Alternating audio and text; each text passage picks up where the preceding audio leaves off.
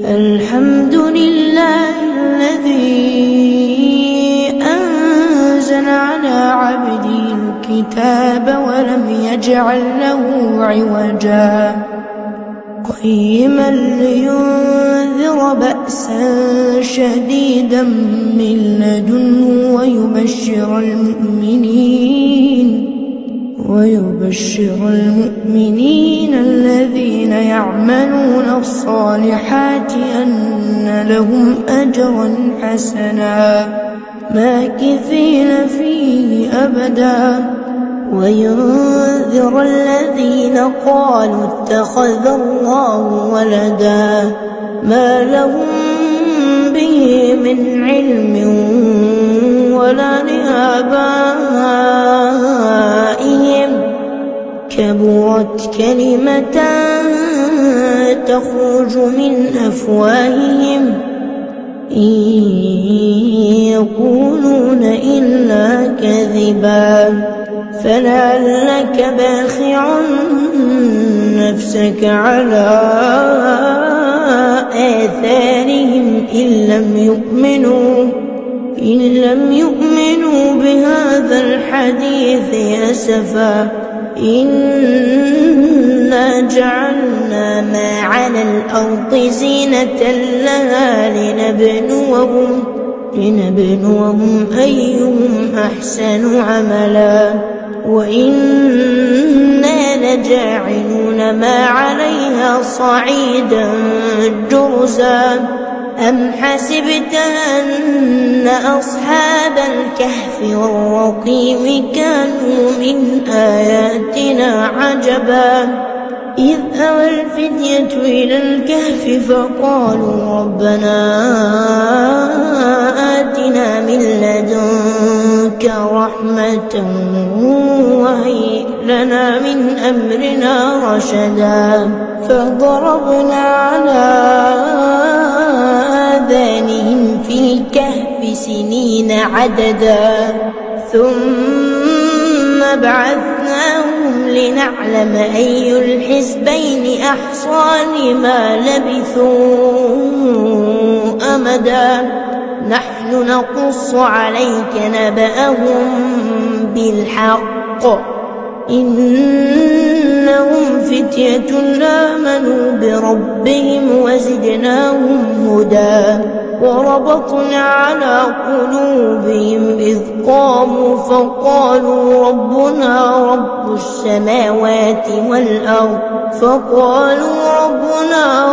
السماوات والأرض لن ندعو من دونه إلها لقد قلنا إذا شططا هؤلاء قوم اتخذوا من دونه آلهة لولا يأتون عليهم بسلطان بين فمن أظلم ممن افترى على الله كذبا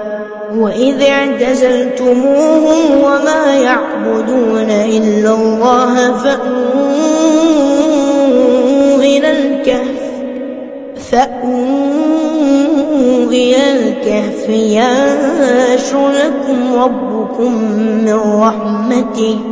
ينشر لكم ربكم من رحمته ويهيئ لكم من أمركم مرفقا وترى الشمس إذا طلعت تزاور عن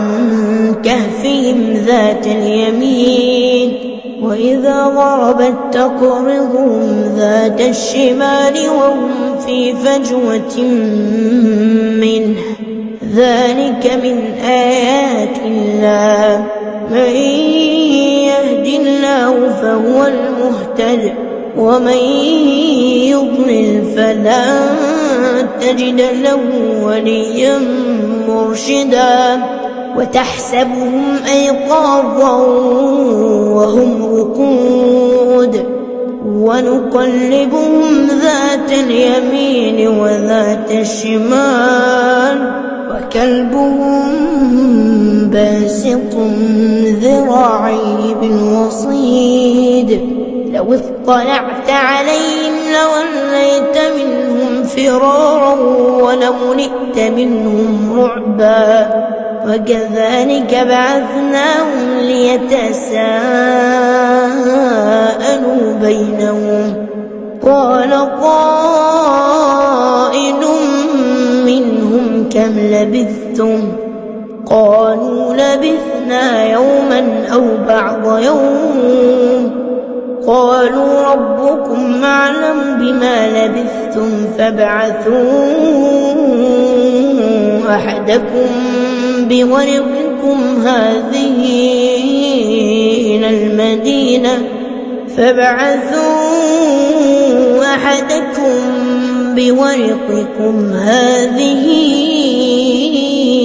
إلى المدينة فلينظر أيها أزكى طعاما فليأتكم برزق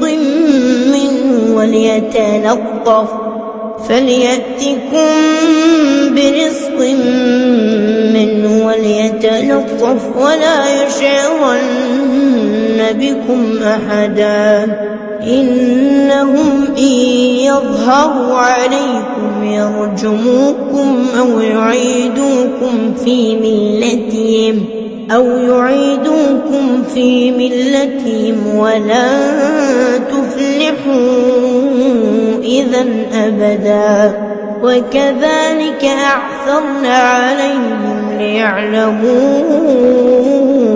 أن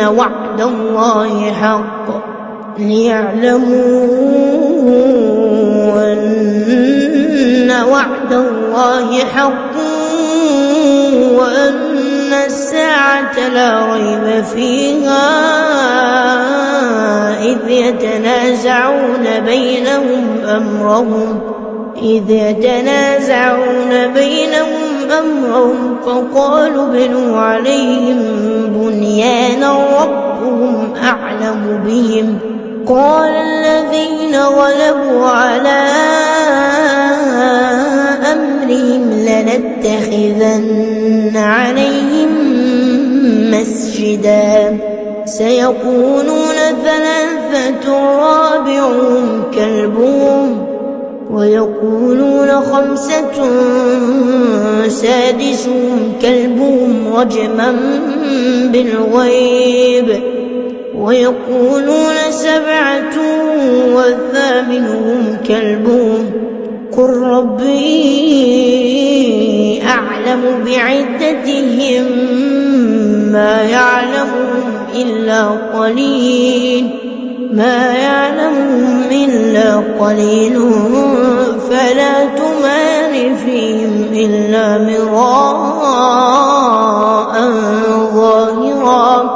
فلا تمار فيهم إلا مراء ظاهرا ولا تستفت فيهم منهم أحدا ولا تقولن لشيء إني فاعل ذلك غدا إلا أن يشاء الله واذكر ربك إذا نسيت وقل عسى أن يهديني ربي لأقرب من هذا رشدا ولبثوا في كهفهم 300 سنين وازدادوا 9 قل الله أعلم بما لبثوا له غيب السماوات والأرض أبصر به وأسمع ما لهم من دونه من ولي ولا يشرك في حكمه أحدا واتل ما أوحي إليك من كتاب ربك لا مبدل لكلماته ولن تجد من دونه ملتحدا واصبر نفسك مع الذين يدعون ربهم بالغداة والعشي يريدون وجهه ولا تعد عيناك عنهم تريد زينة الحياة الدنيا ولا تطع من أغفلنا قلبه عن ذكرنا واتبع هواه وكان أمره فرطا وقل الحق من ربكم فمن شاء فليؤمن ومن شاء فليكفر إنا أعتدنا للظالمين نارا أحاط بهم سرادقها وإن يستغيثوا يغاثوا بماء كالمهل يشوي الوجوه بئس الشراب وساءت مرتفقا إن الذين آمنوا وعملوا الصالحات إنا لا نضيع أجر من أحسن عملا أولئك لهم جنات عدن تجري من تحتهم الأنهار يحلون فيها من أساور من ذهب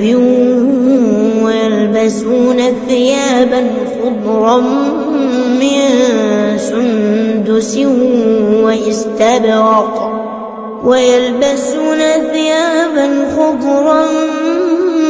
من سندس واستبرق متكئين فيها على الأرائك نعم الثواب وحسنت مرتفقا واضرب لهم مثلا رجلين جعلنا لأحدهما جنتين من أعناب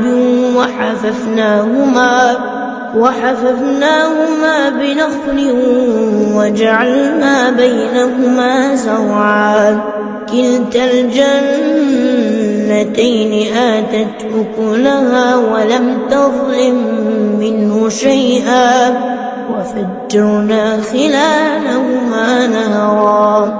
وكان له ثمر فقال لصاحبه وهو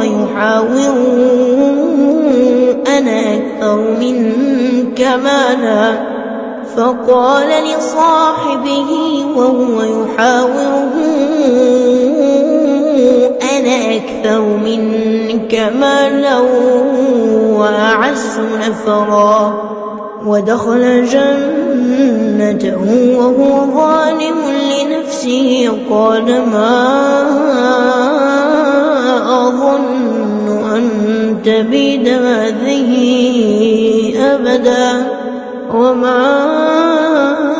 أظن الساعة قائمة ولئن رددت إلى ربي لأجدن خيرا منها منقلبا قال له صاحبه وهو يحاوره أكفرت بالذي خلقك من تراب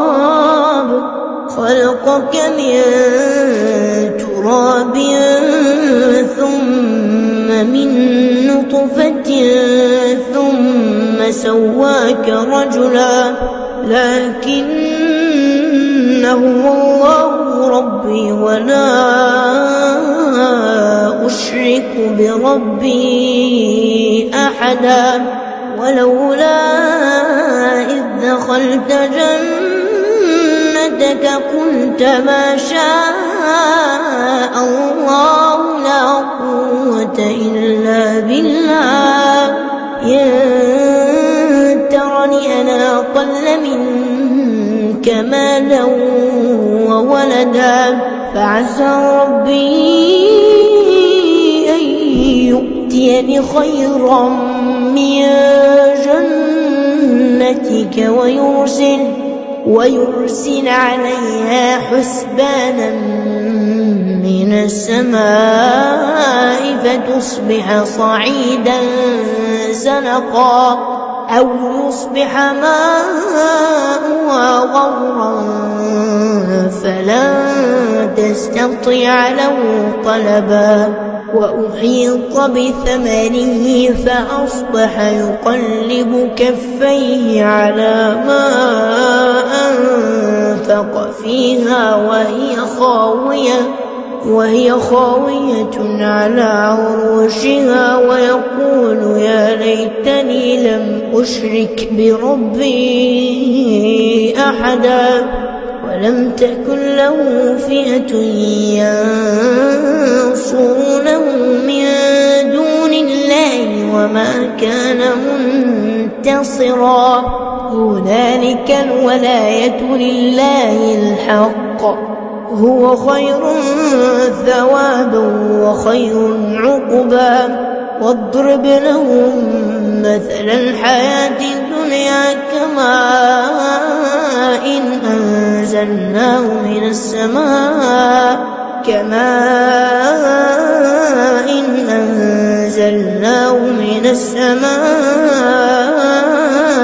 فاختلط به نبات الأرض فأصبح هشيما تذروه الرياح وكان الله على كل شيء مقتدرا المال والبنون زينة الحياة الدنيا والباقيات الصالحات خير عند ربك ثوابا وخير أملا ويوم نسير الجبال وترى الأرض بارزة وحشرناهم فلم نغادر منهم أحدا وعرضوا على ربك صفا لقد جئتمونا كما خلقناكم أول مرة بل زعمتم أن لن نجعل لكم موعدا ووضع الكتاب فترى المجرمين مشفقين مما فيه ويقولون يا ويلتنا ما لهذا الكتاب لا يغادر صغيرة ولا كبيرة إلا أحصاها ووجدوا ما عملوا حاضرا ولا يظلم ربك أحدا وإذ قلنا للملائكة اسجدوا لآدم فسجدوا إلا إبليس كان من الجن ففسق عن أمر ربه أفتتخذونه وذريته أولياء من دوني وهم لكم عدو بئس للظالمين بدلا ما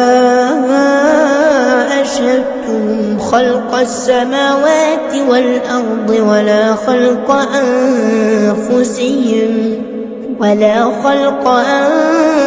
أنفسهم وما كنت متخذ المضلين عضدا ويوم يقول نادوا شركائي الذين زعمتم فدعوهم فلم يستجيبوا لهم وجعلنا بينهم موبقا ورأى المجرمون النار فظنوا أنهم واقعوها ولم يجدوا عنها مصرفا ولقد صرفنا في هذا القرآن كل مثل وكان الإنسان أكثر شيء جدلا وما منع الناس أن يؤمنوا إذ جاءهم الهدى ويستغفروا ربهم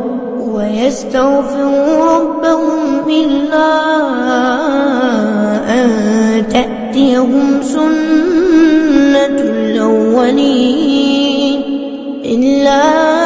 أن تأتيهم سنة الأولين أو يأتيهم العذاب قبلا وما نرسل المرسلين إلا مبشرين ومنذرين ويجادل الذين كفروا بالباطل ليدحضوا به الحق واتخذوا آياتي وما أنذروا هزوا ومن أظلم ممن ذكر بآيات ربه فأعرض عنها ونسي ما قدمت يداه إنا جعلنا على قلوبهم أكنة أن يفقهوه وفي آذانهم وقرا وإن تدعوهم إلى الهدى فلن يهتدوا إذا أبدا وربك الغفور ذو الرحمة لو يؤاخذهم بما كسبوا لعجل لهم العذاب بل لهم موعد لن يجدوا من دونه موئلا وتلك القرى أهلكناهم لما ظلموا وجعلنا لمهلكهم موعدا وإذ قال موسى لفتاه لا أبرح حتى أبلغ مجمع البحرين أو أمضي حقبا فلما بلغا مجمع بينهما نسيا حوتهما فاتخذ سبيله في البحر سربا فلما جاوزا قال لفتاه آتنا غداءنا لقد لقينا من سفرنا هذا نصبا قال أرأيت إذ أوينا إلى الصخرة فإني نسيت الحوت وما أنسانيه إلا الشيطان أن أذكره واتخذ سبيله في البحر عجبا قال ذلك ما كنا نبغ فارتدا على آثارهما قصصا فوجدا عبدا من عبادنا آتيناه رحمة من عندنا وعلمناه من لدنا علما قال له موسى هل أتبعك على أن تعلمني مما علمت رشدا قال إنك لن تستطيع معي صبرا وكيف تصبر على ما لم تحط به خبرا قال ستجدني إن شاء الله صابرا ولا أعصي لك أمرا قال فإن اتبعتني فلا تسألني عن شيء حتى أحدث لك منه ذكرا فانطلقا حتى إذا ركبا في السفينة خرقها قال أخرقتها لتغرق أهلها لقد جئت شيئا إمرا قال ألم أقل إنك لن تستطيع معي صبرا قال لا تؤاخذني بما نسيت ولا ترهقني من أمري عسرا فانطلقا حتى إذا لقيا غلاما فقتله قال أقتلت نفسا زكية بغير نفس لقد جئت شيئا نكرا قال ألم أقل لك إنك لن تستطيع معي صبرا قال إن سألتك عن شيء بعدها فلا تصاحبني قد بلغت من لدني عذرا فانطلقا حتى إذا أتيا أهل قرية استطعما أهلها فأبوا أن يضيفوهما فوجدا فيها جدارا يريد أن ينقض فأقامه قال لو شئت لاتخذت عليه أجرا قال هذا فراق بيني وبينك سأنبئك بتأويل ما لم تستطع عليه صبرا أما السفينة فكانت لمساكين يعملون في البحر فأردت أن أعيبها وكان وراءهم ملك يأخذ كل سفينة غصبا وأما الغلام فكان أبواه مؤمنين فخشينا أن يرهقهما طغيانا وكفرا فأردنا أن يبدلهما ربهما خيرا منه زكاة وأقرب رحما وأما الجدار فكان لغلامين يتيمين في المدينة وكان تحته كنز لهما وكان أبوهما صالحا فأراد ربك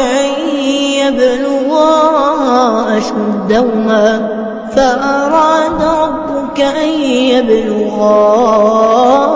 أشدهما ويستخرجا كنزهما رحمة من ربك وما فعلته عن أمري ذلك تأويل ما لم تسطع عليه صبرا ويسألونك عن ذي القرنين قل سأتلو عليكم منه ذكرا إنا مكنا له في الأرض وآتيناه من كل شيء سببا فأتبع سببا حتى إذا بلغ مغرب الشمس وجدها تغرب في عين حمئة ووجد عندها قوما قلنا يا ذا القرنين إما أن تعذب وإما أن تتخذ فيهم حسنا قال أما من ظلم فسوف نعذبه ثم يرد إلى ربه فيعذبه عذابا نكرا وأما من آمن وعمل صالحا فله جزاء الحسنى وسنقول له من أمرنا يسرا ثم أتبع سببا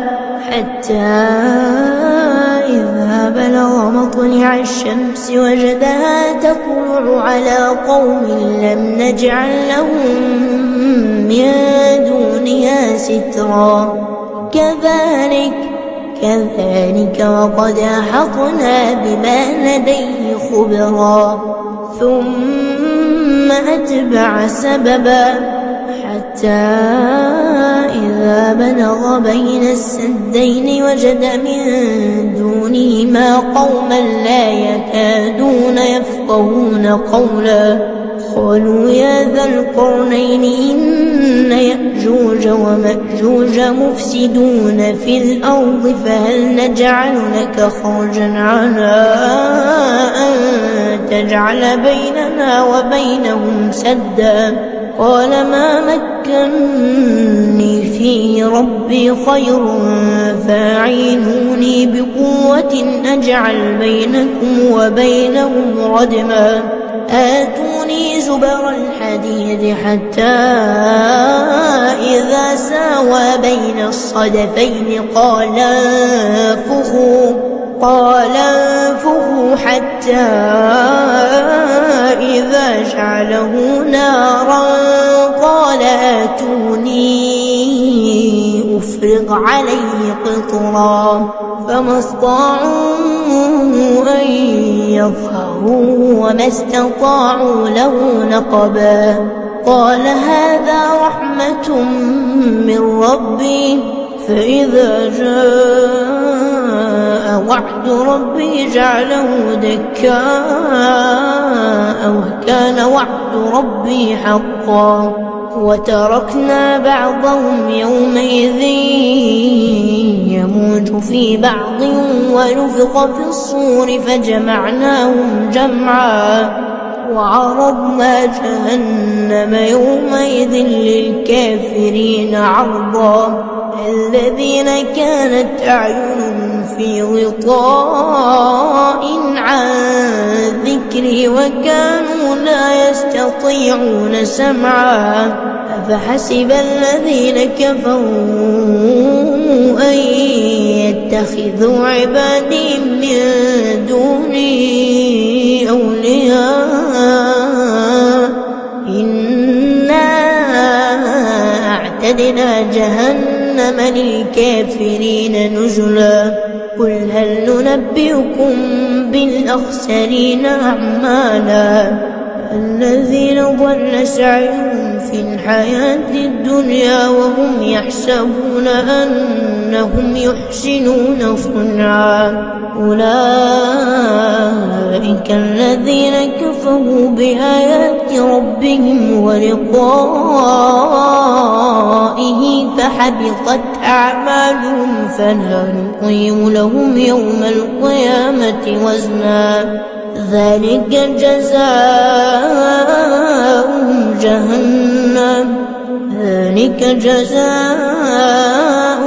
جهنم بما كفروا واتخذوا آياتي ورسلي هزوا إن الذين آمنوا وعملوا الصالحات كانت لهم جنات الفردوس نزلا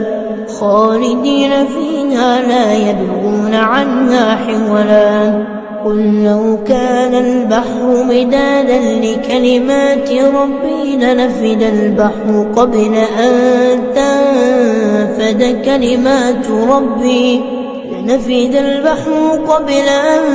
تنفد كلمات ربي ولو جئنا بمثله مددا قل إنما